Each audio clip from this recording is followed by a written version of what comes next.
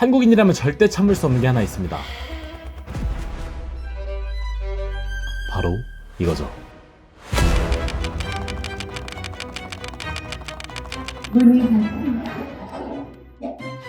식당에서 음식을 빨리 받고 싶어서 메뉴를 통일하고, 밥 먹고 나서 카드 결제했는데 빨리 계산하고 싶어서 사장님이 대신 서명하고, 고기가 익지도 않았는데 계속해서 뒤집어보고, 음식을 빨리 먹고 싶어서 전자레인지 돌린 걸 절대 끝까지 안 기다리고, 커피 자판기에서 커피가 나오기도 전에 손을 집어넣고 기다리는 우리는 빨리빨리의 민족 한국인입니다.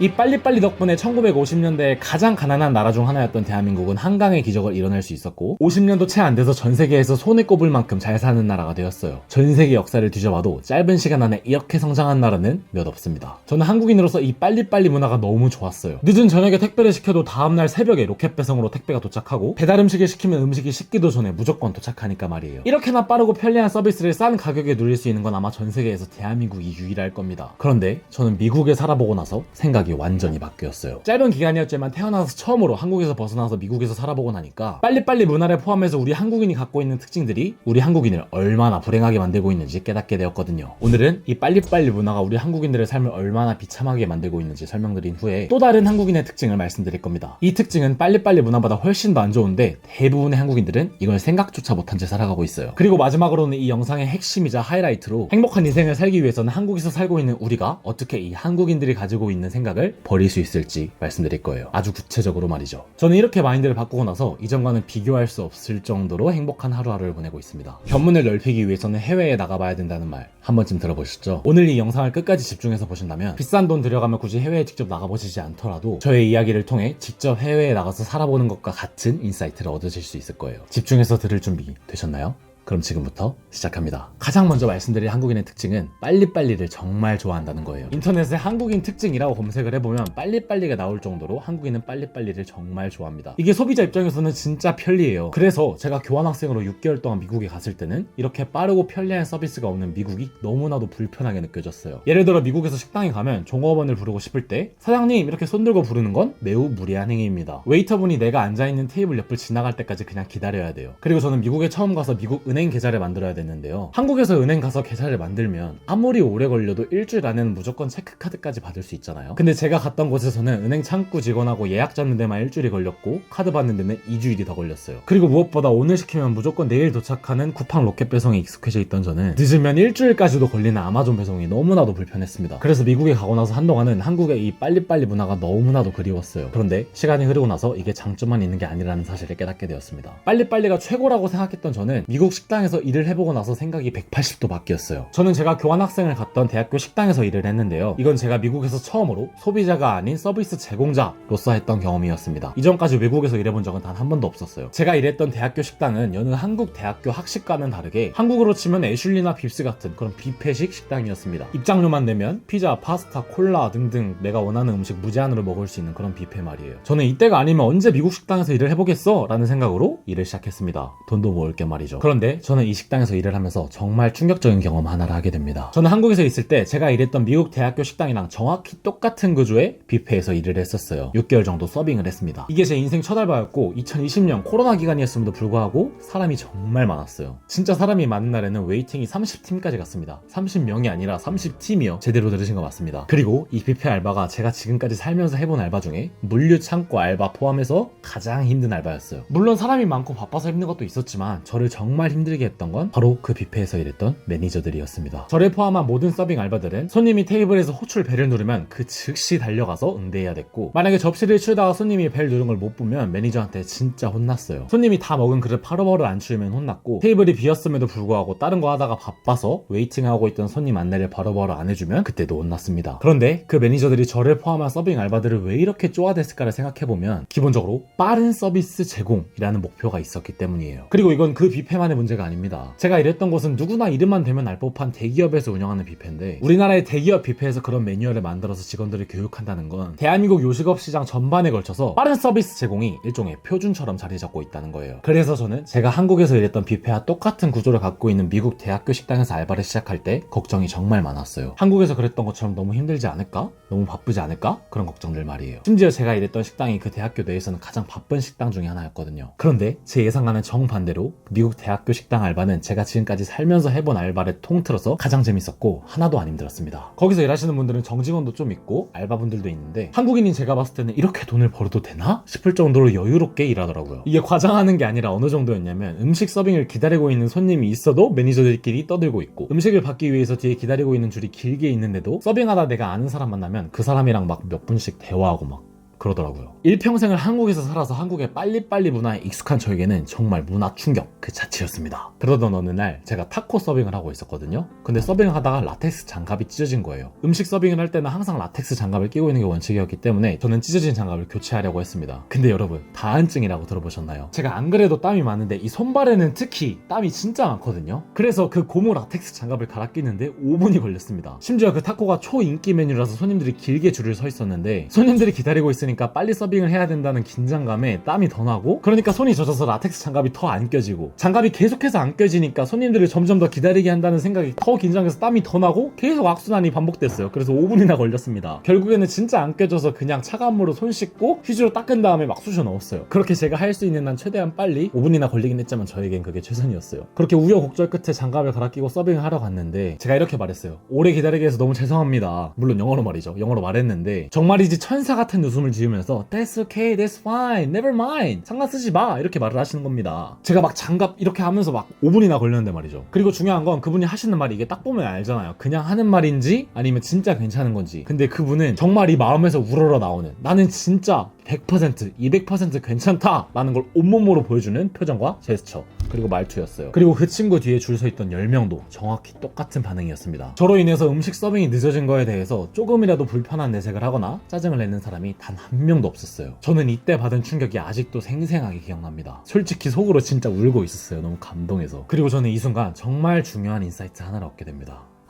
빨리빨리가 다 좋은 게 아니구나. 내가 누리고 있던 세계 최고 수준의 빠른 서비스는 노동자들의 희생과 스트레스를 연료 삼아 제공되고 있는 서비스였구나 라는 사실을 말이죠. 그리고 저는 미국 교환학생 프로그램이 끝나고 한국으로 돌아온 직후에 일주일에 60시간씩 고깃집에서 알바를 했는데 이게 어떻게 보면 똑같은 직종이잖아요. 요식업이라는. 이렇게 미국 식당에서 몇 개월 동안 일하다가 한국 식당에서 일해보니까 한국인들이 얼마나 성질이 급한지 그리고 그걸로 인해서 직원들이 얼마나 스트레스를 많이 받고 있는지 뼈저리게 느끼게 되더라고요. 제가 또 이 주 60시간 고깃집 알바하면서 알게 된 정말 많은 인사이트들이 있는데 이 인사이트들이 궁금하시다면 댓글로 알려주세요. 그럼 제가 나중에 해당 영상 제작해보도록 하겠습니다. 제가 여름방학에 고깃집에서 일할 때는 사람들이 테이블에 벨 누르고 10초 안에 직원이 대답을 안 하면 한 번 더 누르더라고요. 그리고 그 테이블에 가보면 화를 내십니다. 왜 이렇게 늦게 오냐고. 언뜻 보기에는 정말 편리해 보이는 이 빨리빨리 서비스 때문에 정말 많은 한국인들이 스트레스를 받고 있어요. 그것도 엄청나게 많이 말이죠. 서비스를 받는 사람도 조금만 늦게 나오면 짜증내고 서비스를 제공하는 사람도 빨리빨리 만드는 게 최우선이니까 서비스의 퀄리티, 친절함 등등 다른 면에 집중하지 못하게 되죠. 제가 드리고 싶은 말씀은 이 빨리빨리 문화가 잘못됐다는 게 아니라 소비자 입장에서는 너무 편하고 좋죠. 얼마나 좋아요. 다만 앞으로 식당에 갔을 때 아니면 기다릴 일이 있을 때 조금 늦어진다고 해서 불평하거나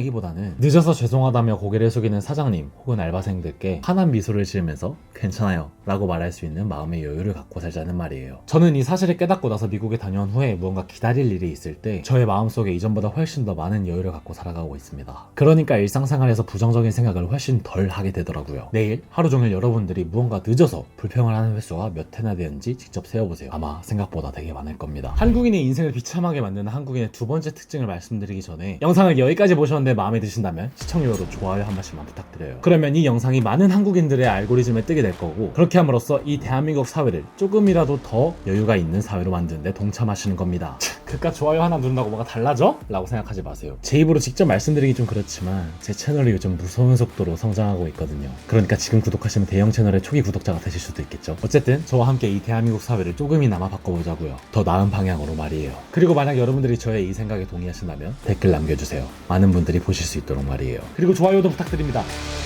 다음으로 말씀드릴 한국인의 특징 두 번째는 남들의 시선을 너무 의식하고 비교한다는 거예요. 주위를 조금만 둘러봐도 정말 많은 곳에서 이 사실을 알 수 있습니다. 1인당 명품 소비액 1위인 나라가 바로 대한민국이고, 경제적으로 그닥 여유롭지 못한 2030 사이에서 오마카세나 해외여행 열풍이 부는 것만 봐도 이 사실을 알 수 있어요. 남들의 시선을 정말 많이 의식하니까 명품이나 해외여행 같은 과시용 소비를 인스타그램 같은 SNS에 올리는 게 유행하는 것이죠. 여기까지는 다들 어디서 한 번씩 들어보셨을 거라고 생각해요. 그런데 이것들 외에 한국인들이 얼마나 남의 시선을 의식하는지, 그리고 자신과 남을 비교하는지 알 수 있는 것들이 있어요. 이것들은 아마 어디에서 못 들어보셨을 겁니다. 제가 해외에서 살면서 직접 느낀 것들이거든요. 먼저 첫 번째로, 한국인들이 무채색 옷을 사랑하는 것에서 한국인들이 남들의 시선을 정말 많이 의식한다는 사실을 알 수 있어요. 여기서 말하는 무채는 김치 무채가 아니라 이 검정색, 회색, 흰색 같은 무채색을 말해요. 재미없었나? 그럼 취소할게요. 저는 한국인들이 무채색 옷을 좋아한다는 게 미국에 가서 살아보기 전까지는 생각도 못했던 관점이었어요. 저는 어느 날 미국 현지인 친구와 대화를 하면서 이 사실을 깨닫게 되었습니다. 그 친구가 정확히 이렇게 말했어요. 한국인은 옷 입은 거 보면 딱 보면 알 수 있어. 아시안인데 머리부터 발끝까지 무채색 옷으로 도배되어 있으면 그건 바로 한국인이야 라고 말해요. 물론 그 친구가 약간 농담투로 얘기하긴 했는데 제 생각에 이건 어느 정도 사실입니다. 지금 당장 길거리로 나가서 한국인들이 주로 무슨 색깔 옷을 입는지 한번 관찰해보세요.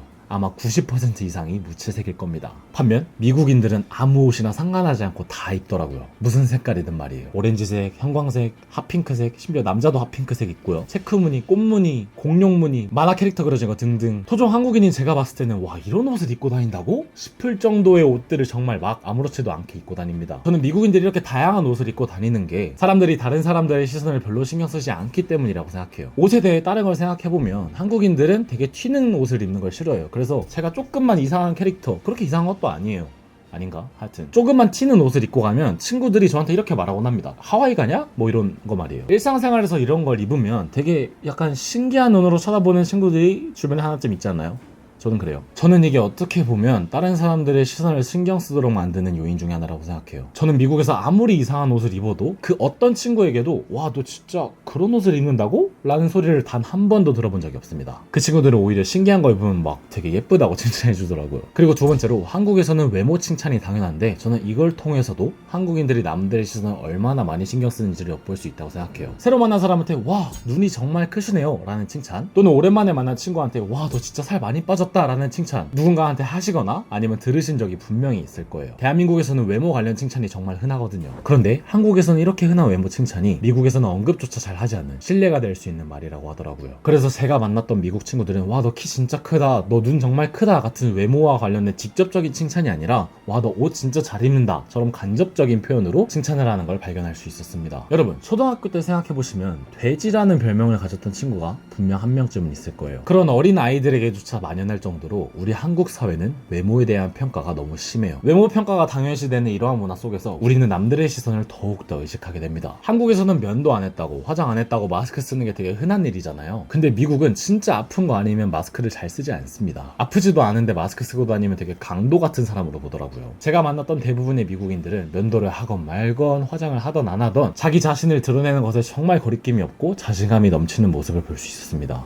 한국인들에 비해서요. 어쩌면 한국인들이 무채색을 사랑하는 것도 남들의 기준에 나를 맞췄기 때문이라고도 볼 수 있겠죠. 세 번째로, 한국인들은 새 차를 좋아하고 새 차를 좋아합니다. 이게 무슨 말이냐면 대부분의 한국인들은 첫 차로 중고차 대신 새 차를 사고 차가 조금만 더러워져도 바로 세차한다는 말이에요. 저는 한국인의 이러한 특성이 남들의 시선을 신경 쓰는 한국인의 특징을 정말 잘 보여준다고 생각합니다. 미국인들은 한국인들과는 다르게 사고 나서 찌그러진 차도 끌고 다니는 사람도 되게 많더라고요. 새 차도 잘 안 하고 말이에요. 그리고 첫 차로는 정말 부자가 아닌 이상 대부분 중고차를 삽니다. 물론 여기에는 여러 가지 차이도 있겠죠. 날씨도 다르고 뭐 도로 구조도 다르고 중고차 시장이 얼마나 활성화되었는지도 다르고 등등 여러 가지 변수들이 있는데, 그걸 고려하더라도 미국 도로 위에 있는 대부분의 차들, 그리고 한국 도로 위에 있는 대부분의 차들을 비교해보면 한국 차들이 훨씬 더 깨끗하고 새 거예요. 이것 또한 어떻게 보면 한국인이 남의 시선을 정말 많이 신경 쓰기 때문이에요. 무채색 옷을 사랑하고 외모 평가가 당연하고 차를 깨끗한 상태로 유지하고 이런 것들이 어디서 오는지를 생각을 해보면 제 생각에는 튀기 싫어하는 한국인의 특성 때문이라고 생각해요. 모난 돌이 정 맞는다 라는 속담 들어보셨죠? 제 생각에 이 대한민국은 모난 돌이 정을 정말 세게 그리고 아프게 맞는 사회입니다. 우리 모두가 가지고 있는 각자 아름다운 모양이 있는데 그걸 무시한 채 전부 다 둥글게 깎여 나가고 있는 사회인 것이죠. 이건 다른 말로 개성이 없는 사회라고도 볼 수 있어요. 각자 잘하는 게 있고 좋아하는 게 있는데 기준이 획일화되고 남들과 비교하면서 그 특징들을 다 깎아버리는 사회에서는 모든 사람들이 다 비슷해지기 마련이거든요. 그렇다면 우리는 이 문제를 어떻게 해결할 수 있을까요? 빨리빨리 문화는 제가 앞에서 말씀드린 것처럼 마음의 여유를 가지시면 됩니다. 그런데 남들과 비교를 덜 하기 위해서는 내가 어떻게 마음가짐을 조금 고쳐먹는다고 해서 해결할 수 있는 문제가 아니에요. 왜냐하면 우리가 살아가고 있는 이 대한민국 사회 전체에 남들과 비교하는 문화가 만연해 있거든요. 어떻게 해야 우리는 이러한 사회 속에서 남들과 비교를 덜 할 수 있을까요? 조금만 모나도 정을 맞는 이 대한민국 사회에서 어떻게 해야 우리가 각자 가지고 있는 이 아름다운 모양을 보존한 채 살아갈 수 있을까요? 아니 그게 가능은 할까요? 그럼요. 제가 정말 효과적이면서도 가장 효율적인 방법을 하나 알고 있습니다. 저는 이 방법으로 제 자신을 남들과 훨씬 덜 비교하게 되었어요. 그건 바로 자기계발입니다. 남들과 비교를 덜 하는 거랑 자기계발이랑 무슨 상관이야? 라고 생각하시는 분들은 지금부터 집중해서 잘 들어보세요. 여러분들은 자기계발이 뭐라고 생각하시나요? 운동? 영어? 책 읽기? 글쓰기? 공부? 뭐 이런 것들도 다 자기계발의 한 종류지만 자기계발을 한 문장으로 정리하면 저는 이렇게 말할 수 있을 것 같아요. 점점 더 나은 버전의 내가 되기 위해서 노력하는 것. 즉 어제보다 더 나은 오늘을 살기 위해 노력하는 모든 과정 그 자체가 자기계발이라는 말입니다. 자기계발을 하기 시작하면 다음과 같은 과정을 통해 남들과 자신을 덜 비교하게 됩니다. 자기계발을 시작하면 어제보다 점점 더 나은 오늘을 살기 시작해요. 그럼 내 자신이 점점 더 멋져 보이기 시작합니다. 자연스레 자존감은 올라가고 성취감을 느끼기 시작해요. 그리고 이 과정을 계속해서 반복하면 외부 환경이 어떻게 바뀌더라도 절대 흔들리지 않는 단단한 자기 확신이 생겨요. 할 수 있다 라는 자신감이 자연스럽게 우리 가슴속에 가득 차게 되거든요. 이러한 자신감은 새로운 것에 도전해볼 수 있는 용기가 되어줍니다. 제가 지금 유튜브를 하고 있는 것처럼 말이죠. 그렇게 새로운 것에 도전하면 할수록 그 과정 속에서 남들과는 다르게 점점 더 많은 것들을 배우게 되고 그렇게 인생을 살아가면서 많은 것을 느끼면 객관적으로 봤을 때 경제적, 사회적으로 성공할 확률도 훨씬 더 높아지게 되죠. 앞에서 말씀드린 마음의 여유를 갖는 것도 자기계발을 통해 자기 확신이 생기면 훨씬 더 쉬워져요. 즉 자기계발은 행복한 삶을 위한 지름길인 셈이죠. 지금까지의 내용을 정리해보자면 한국을 경제 대국으로 성장시켜준 원동력이었던 빨리빨리가 지금은 오히려 독이 돼서 이것 때문에 정말 많은 사람들이 스트레스를 받고 괴로운 인생을 살고 있어요. 그와 동시에 한국인들은 다른 사람과 나를 엄청나게 비교하면서 내 자신이 조금이라도 이상해 보이거나 특이해 보이는 걸 병적으로 싫어합니다. 이러한 대한민국 사회 속에서 살아가고 있는 우리는 마음의 여유를 가지고 남들과 비교하지 않기 위해 노력해야 돼요. 그리고 제 생각엔 그러기 위한 최고의 방법이 바로 자기계발입니다. 제가 자기계발을 통해 그걸 극복했거든요. 그래서 저는 자기계발을 사랑합니다. 운동, 글쓰기, 책 읽기, 영어 공부 등등 내로로 하는 자기계발은 싹 다 해봤고 지금도 계속해서 하는 중이에요. 자기계발을 본격적으로 시작한 지도 벌써 4년이 넘어가네요. 흔히 말하는 뭐 갓생 그런 거 있잖아요. 그런 겁니다. 저는 자기계발에 대해서 그리고 미국에서 직접 살아보고 느낀 점들에 대해서 하고 싶은 말이 이만큼이나 남아있습니다. 그러니까 궁금하신 분들은 지금 바로 구독해주세요. 만약에 구독하셨는데 앞으로 올라올 영상들이 마음에 들지 않으면 그때는 마음껏 취소하셔도 됩니다. 근데 그럴 일은 없을 거예요. 제가 앞으로는 점점 더 열심히 영상을 만들 거거든요. 제가 자기계발 말고 정말 좋아하는 게 또 하나 있는데 바로